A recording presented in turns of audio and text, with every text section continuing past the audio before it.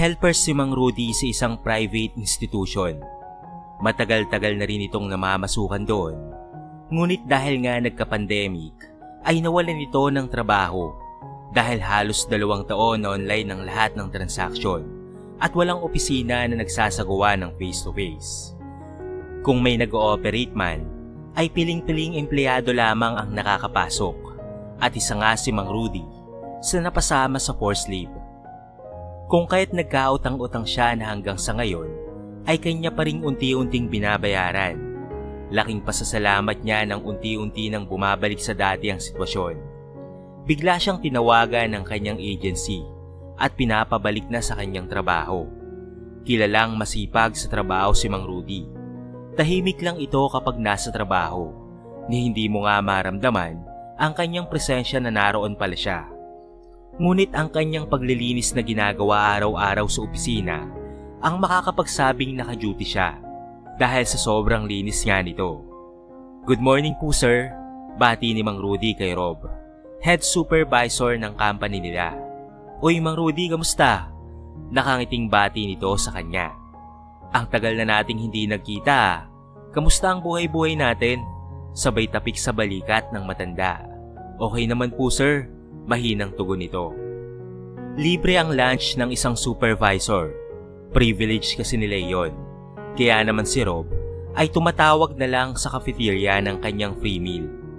Kadalasan ay hindi niya ito inuubos. Bukod sa busog pa naman siya, ay sobrang busy nito sa mga paperworks. "Sir, okay na po ba kayo dito?" Tanong ni Mang Rudy. Sabay turo sa kanyang plato na hindi halos nagalaw ang pagkain. "Ay oo, Mang Rudy, pasuyo na lang po. Salamat," nakangiting sabi ni Rob dito. Mag-aalas 2 na noon at talaga namang kumakalam na ang sikmura ni Mang Rudy. Kaya't pikit mata niyang kinain ang tirang pagkain ni Rob. Kanin na tortang talong na halos hindi naman nagalaw. Sayang naman kung itatapon lang. Malinis pa naman ito, sabi ni Mang Rudy sa kanyang sarili. Kaya't nagtago siya sa likod ng pantry at dali-dali niyang isinubo ang tirang pagkain ni Rob. Pagkatapos ay kumuha siya ng isang basong tubig. Kahit paano ay nakatawid ang buong maghapon ng matanda. Bibigay na kasi sa gutom ang kanyang katawan, kaya naman talagang nakaramdam siya ng matinding gutom. Ganoon palagi ang routine sa kanilang opisina. At ganoon rin si Rob, palaging may tirang pagkain sa kanyang plato at napakalaking pasasalamat noon ni Mang Rudy. Dahil nakakalibre siya, kesa naman bumili siya ng pagkain sa kantin. Sayang ang 100 piso. Pambili na rin nila iyon ng bigas at isang dilata. Kinabukasan, nilapitan niya si Rob. Sir, 1:00 na po. Hindi pa po ba kayo kakain?" Tanong ni Mang Rudy sa binata. "Naku Mang Rudy, nagugutom na nga ako eh. Kaya lang tinatapos ko lang tong mga papeles." Ganun po ba? Gusto mo sir kuhanan po kita sa cafeteria? Ano po ba ang gusto nyo?" Tanong ni Mang Rudy sa kanyang boss. "Naku maraming salamat na lang Mang Rudy. Sa labas na lang kasi kami kakain ngayon. Kaya naman minamadali ko na to." "Salamat po ulit Mang Rudy sa pag-aalala," nakangiting sabi ni Rob sa matanda. Dismayadong tumalikod ang matanda at pumunta na lamang siya sa pantry at uminom ng 2 basong tubig sa kumuha ng candy para lang mapawi ang kalam ng kanyang sikmura. Kinabukasan ay hindi nakapasok ang matanda dahil sa matinding sakit ng tiyan. Agad niya itong ipinaalam sa opisina. Pinayagan naman siyang magpahinga ng mga ito. Ngunit kahit hindi pa gaano kaganda ang pakiramdam ni Mang Rudy, ay pumasok na rin ito ng sunod na araw. "Good morning po Sir Rob," bati niya sa binata. "O Mang Rudy, ang akala ko po ay may sakit kayo," tanong ni Rob sa matanda. Okay na po ako sir. Lalo lang po akong magkakasakit pag nanatili ako sa bahay," paliwanag naman ni Mang Rudy. "O sige basta po, pag hindi maganda ang pakiramdam nyo, pwede naman po kayong umuwi," sabi ni Rob dito.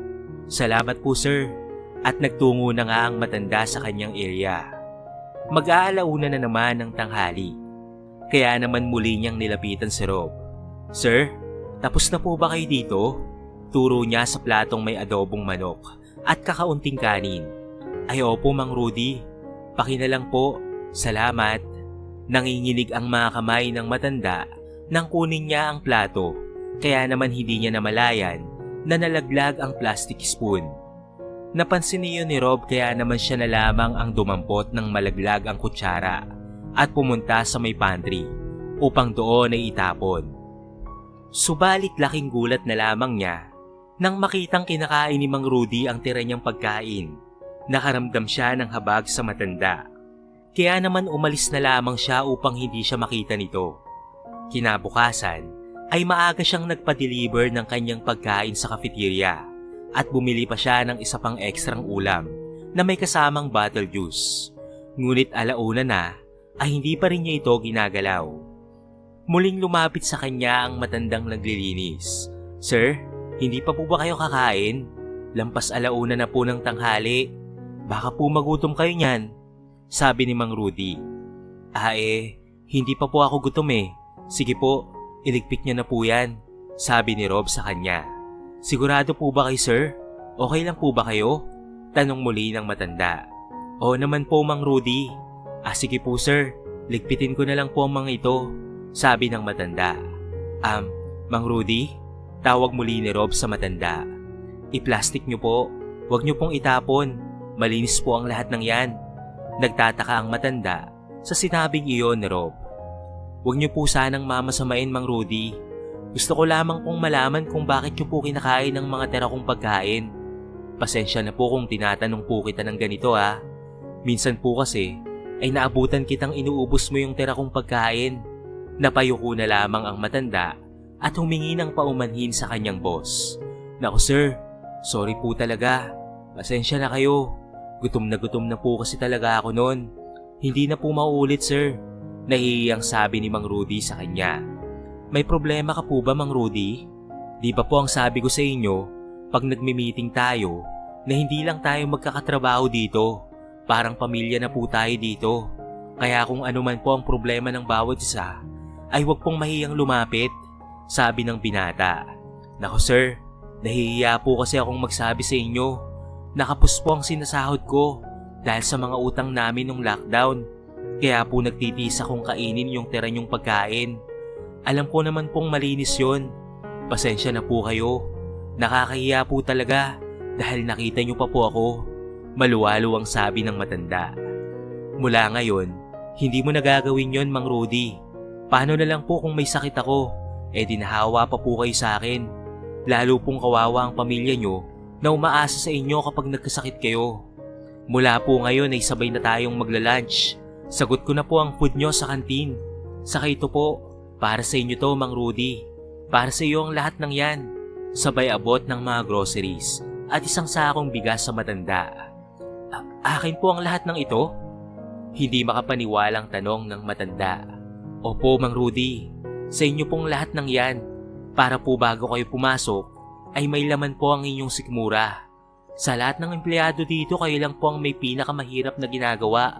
Kaya deserve niyo po ang lahat ng yan, Mang Rudy." Nakangiting pagkakasabi ni Rob. "Naku Sir Rob, maraming salamat po sa inyo. Malaking tulong po ito sa aming pamilya." Pagkatapos niyang magpasalamat, ay tuluyan na ngang tumulo ang luha ng matanda.